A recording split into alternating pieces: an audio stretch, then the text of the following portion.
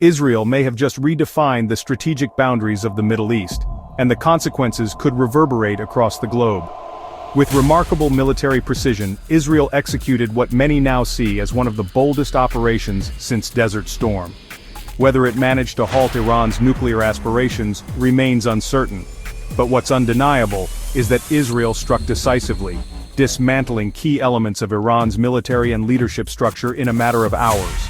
The road ahead now points to a chilling and unavoidable future.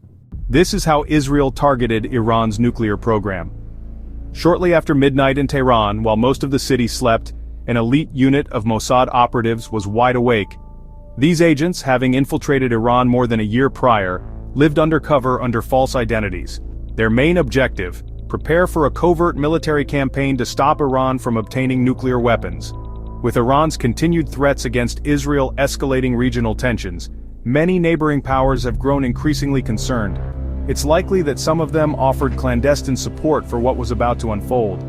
As the operation began in the dead of night, drones and equipment, previously smuggled into the country and assembled using 3D printers, were ready for deployment. Operatives had constructed a small drone fleet from a concealed house on the outskirts of Tehran. Observers have noted striking similarities between this plan and Ukraine's attacks on Russian bomber bases, raising speculation that there may have been a quiet exchange of tactics between the two nations. Ukraine, after all, has proven itself a master of drone warfare. Precise timing was vital. Israeli forces already inside Iran had to act in tandem with elite teams arriving by stealth, possibly by flying at extremely low altitudes or blending in over several weeks. These units were armed with portable weapons, including man-launched guided missiles capable of being controlled remotely to engage high-value targets while hidden from view. Operating from urban areas, these teams needed to stay undetected while preparing to strike deep into Iran's military infrastructure. Their mission focused on three main goals. First, eliminate Iran's air defense systems, radars and missile batteries, to clear the skies for incoming Israeli jets. Second, destroy Iran's mobile missile launchers before they could be used in retaliation. Iran has hundreds of missiles but a far smaller number of launch platforms, meaning each destroyed launcher drastically reduces Iran's ability to strike back. Third, and perhaps most vital, was to take out key figures within Iran's military and government hierarchy.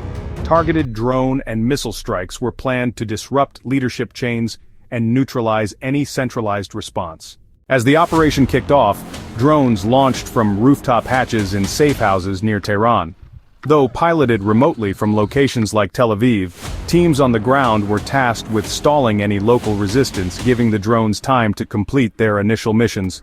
Within minutes, Iranian air defense stations near the capital were hit. Similar drone assaults occurred across western Iran, carving a safe corridor toward Iraq. Simultaneously, Israeli electronic warfare jets launched their attack. High-speed anti-radiation missiles, fired by stealth F-35SA, were used to confuse and overwhelm Iranian radar systems. The electromagnetic chaos created by jamming and false signals crippled Iran's defenses. Some analysts even suspect that U.S. aircraft might have assisted discreetly, although no official acknowledgement has been made. With a secure aerial path established, Israeli hunter-killer teams used real-time data feeds to guide missiles at mobile launchers, including those concealed inside crowded urban zones. The attack was swift and unexpected. Dozens of launchers were destroyed, leaving Iranian crews leaderless and unsure of how to proceed. Meanwhile, the third part of the strike was unfolding. Mossad and Special Forces assassination squads moved against senior Iranian officials, many of whom had been under surveillance for years. From military generals to nuclear scientists, high-profile figures were eliminated through pinpoint drone and missile strikes. Among those reportedly killed were General Mohammad Bagheri and IRGC Commander Hossein Salami.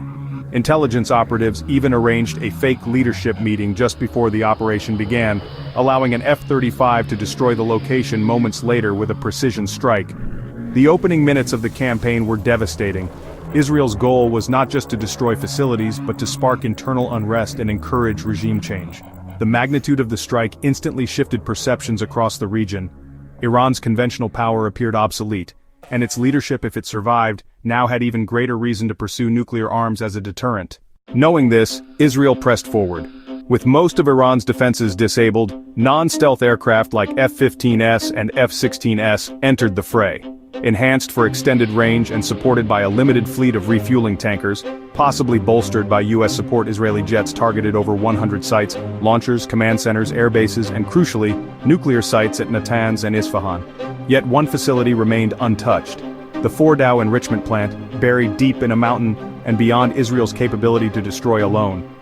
Lacking bunker-busting munitions capable of reaching that depth, Israel instead targeted its surrounding power infrastructure. Disrupting electricity could damage the sensitive centrifuges within, a tactic meant to cripple the facility without direct bombardment. The campaign stretched into the next day. Israeli jets now flew openly over Tehran, showing that Iran's air defense network had collapsed. Ground forces and drones continued searching for mobile missile platforms, as Iran retaliated with a delayed launch of over 100 missiles. Most were intercepted or misfired, due to the earlier decapitation of Iran's command system. Over the next 72 hours, more missile volleys followed, but Israeli and allied defenses intercepted most of them. Iranian missiles that did breach defenses often struck empty or civilian areas, exposing weaknesses in targeting. Israeli forces intensified efforts to destroy the remaining mobile launchers, even taking out vehicles on highways using small-diameter precision bombs. But within Iran, something unexpected was happening. Rather than uniting the populace, the attacks triggered mixed reactions. Many civilians, frustrated with decades of repression, viewed the strikes as punishment for the regime, not the people. Social media posts from within Iran and the diaspora suggested support for regime change, rather than outrage at Israel. State media outlets were bombed, preventing official propaganda from spreading. In daylight, assassination squads continued their missions, eliminating not only top commanders but also their replacements, often within hours of appointment. Israeli intelligence seemed to be tracking leadership movements in near real time. One major figure, however, remained untouched: Ayatollah Ali Khamenei. His survival may be linked to behind-the-scenes diplomacy. The U.S. could be urging Israel to avoid a direct hit on the supreme leader, hoping to preserve the option of nuclear negotiations. But time is running out. Even if Iran signals an interest in talks, its leadership likely sees only one viable path forward: completing its nuclear program, deep underground and shielded from further attacks. With Israel unlikely to topple the regime without American involvement, the spotlight shifts to Washington. Will the U.S. enter the conflict and push for regime change? Or will it gamble that Iran can still be swayed diplomatically? Israel has made one thing clear. Despite decades of buildup and threats, Iran remains vulnerable. Its survival, without nuclear arms, now rests on restraint from those it has long vowed to destroy. If Iran achieves a nuclear arsenal, regional powers like Saudi Arabia and Jordan have pledged to follow suit. The Middle East is no longer on the brink of conflict, it's already ablaze. To see how close the region has come to all-out war before, check out our video on the 24-hour US-Iran standoff, or click on this other video instead.